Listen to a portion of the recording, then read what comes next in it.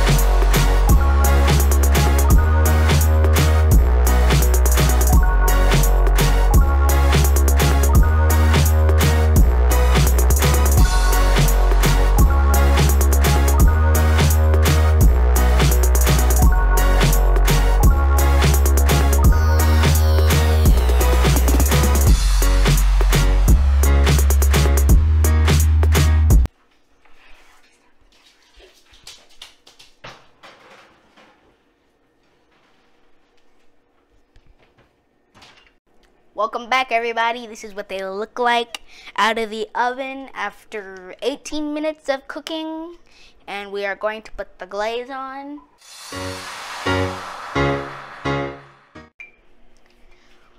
These puff pastries are really delicious. We already tried some other desserts with them and they turned out really good. We got these out of the fridge and we had our ingredients. We used a strawberry filling, or pie filling, to put in the middle. We pinched the edges and put some egg wash on them. We baked them for 18 minutes and they turned out delicious. Wait, I forgot to mention that we put a cinnamon sugar sprinkle topping on it, and we put the final pizzazz of cream on top, and that is a puff pastry toaster strudel. Thank you for stopping by our channel, and see you next time.